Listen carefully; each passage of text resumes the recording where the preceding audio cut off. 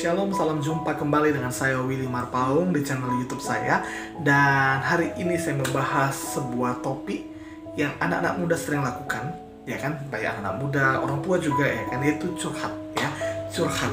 Kenapa dengan curhat? Curhat itu kan curahan hati.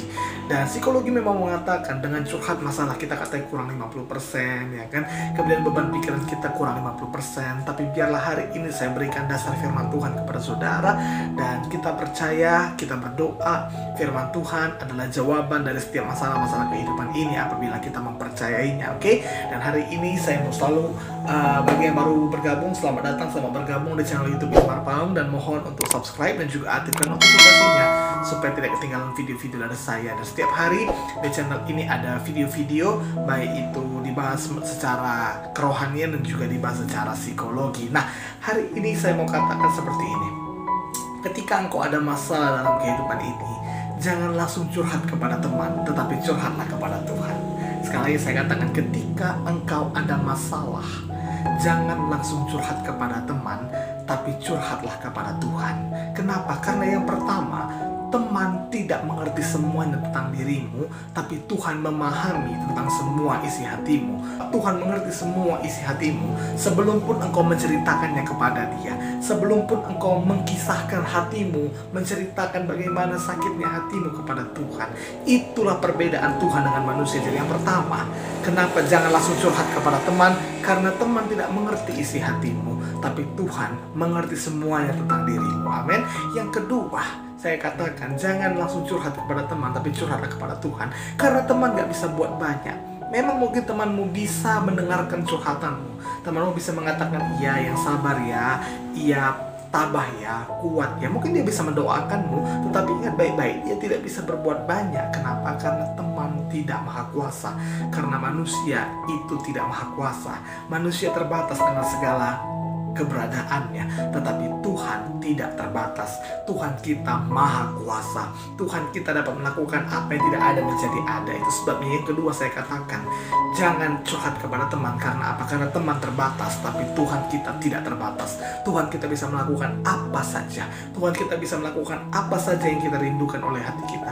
Apa saja yang kita minta, asal kita penuh dengan kepercayaan, penuh dengan keyakinan, penuh dengan berharap kepada Tuhan. Tuhan tidak akan pernah mengecewakan orang-orang yang berharap kepada Dia. Dan yang ketiga, karena teman kadang bisa menceritakan masalah kita kepada orang lain yang bisa ujung-ujungnya menjadi gosip, sedangkan Tuhan akan selalu tetap menyertai kita dan tetap bersama dengan kita. Itu sebabnya jangan langsung curhat kepada teman. Mungkin saat ini temanmu itu mau mendengarkan kau bercerita, lalu kau katakan, aku udah susah sekarang, aku ini sudah dalam keadaan terpuruk. Lalu karena dia tahu kau dalam keadaan terpuruk, dia meninggalkanmu, dan dia malah menceritakan masalahmu, dia menceritakan aibmu, dia menceritakan kemaluanmu, dia menceritakan masa lalumu kepada orang lain lagi, dan dia mengkhianatimu. Tetapi Tuhan tidak pernah mengkhianati kita. Amin. Tapi Tuhan tetap menyertai kita, dan Tuhan tidak akan pernah meninggalkan kita.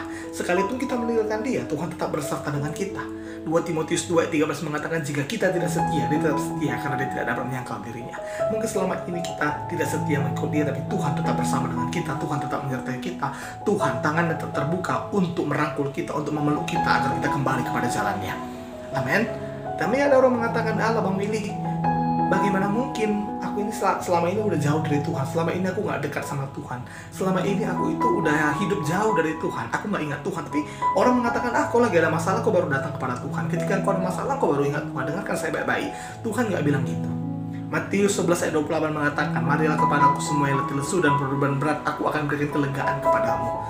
Tuhan gak bilang, ya udah kalau misalnya kau ada masalah dan kau selama ini luka sama aku, ya ngapain kau ingat aku, kabar letang. Enggak, Tuhan gak bilang gitu. Manusia memang seperti itu, tapi Tuhan tidak demikian. Walaupun selama ini engkau tidak ingat kepada Tuhan, selama ini hidupmu jauh dari Tuhan, selama ini persekutuanmu dengan Tuhan tidak terbangun, tapi ketika engkau mau datang kepada Tuhan, ketika engkau ingat kepada Tuhan, ketika engkau mau berserah kepada Tuhan, ketika engkau menaruh harapanmu hanya kepada Tuhan, dan engkau tidak tahu lagi mau buat apa, dan engkau hanya bisa mengandalkan Tuhan sebagai satu-satunya sumber pertolonganmu, maka Tuhan akan tetap menolongmu. Amin. Inilah jenis kasih yang luar biasa. Itu sebabnya, sesuai dengan firman Tuhan tadi, engkau punya undangan yang terbuka dengan Tuhan. Amin. Engkau jangan, karena apa? Karena Tuhan mengerti semuanya tentang dirimu. Amin. Ada banyak anak-anak muda yang curhat kepada saya, ada banyak orang yang curhat konseling kepada saya, dan ingat, saya terbatas. Engkau nggak bisa paksakan diri saya untuk mengerti dirimu, tapi Tuhan tahu apa yang kau rindukan dan tahu bagaimana keadaan hatimu. Hamba Tuhan, pendeta, teman, gak tahu semua tentang dirimu, tapi Tuhan tahu semua tentang dirimu.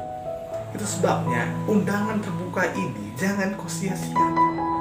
Tuhan memberikan undangan terbuka kepadamu, artinya dalam segala apapun keadaanmu, engkau bisa datang kepada Dia.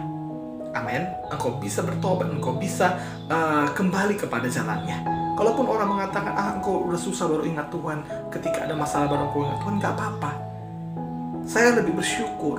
Saya percaya Tuhan tuh senang kalau selama ini engkau itu lupakan Dia, lalu ketika ada masalah engkau ingat kepada Tuhan. Itu jauh lebih baik. Itu jauh lebih baik daripada orang munafik, daripada orang yang katanya ikut Tuhan, daripada katanya orang itu dekat dengan Tuhan, tetapi ketika ada masalah imannya goncang. Itu sebabnya curhat kepada Tuhan. Bagaimana caranya supaya kita bisa curhat kepada Tuhan? Yang pertama, kita akui dosa-dosa kita, kita minta ampun, kita koreksi diri kita. Mungkin selama ini aku udah lupa sama Tuhan, aku udah jauh dari Tuhan, tapi kembali kepada Tuhan, kembali dekat kepada Tuhan, kembali rasakan kehadiran Tuhan dalam hidup kita. Amin. Yang kedua, kita berdoa kepada Dia. Doa adalah komunikasi kita kepada Tuhan. Doa itu bukan soal kata-katanya, doa itu bukan soal tata caranya, tapi doa itu adalah soal hati dan motivasi. Dan yang ketiga, yang saya selalu katakan kepada orang-orang, yaitu puji Tuhan dan sembah Tuhan. Dan ini saya alami sendiri. Ketika kita mau datang kepada Tuhan, kita puji Tuhan, kita sembah Tuhan. Karena Alkitab mengatakan Tuhan bersemayam di atas puji-pujian umatnya. Artinya apa? Ketika kita memuji Tuhan, ketika kita menyembah Tuhan, Tuhan hadir di situ. Tuhan hadir bersama dengan kita. Tuhan dekat dengan kita. Sehingga kita bisa merasakan kehadiran Tuhan. Kita bisa merasakan hadirat Tuhan.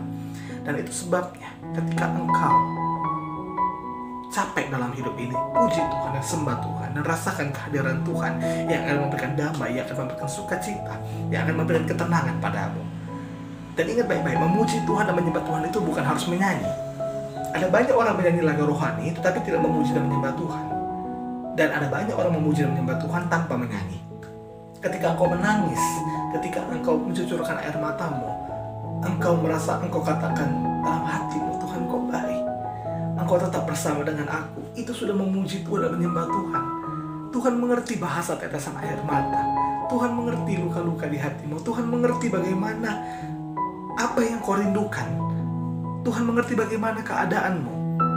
Amin. Dan ketika engkau merasakan kehadiran Tuhan dalam hidupmu, percayalah, pasti akan ada damai yang mengalir, pasti ada sukacita, pasti ada ketenangan, pasti ada berkat, pasti ada mukjizat. Dan hari ini saya mau berdoa, Bapa, di dalam nama Yesus, biarlah kami semuanya Engkau mampukan untuk kami bisa berjalan maju di tengah-tengah masalah kami bisa melewati semua masalah kami, dan kami bisa mengandalkan Engkau.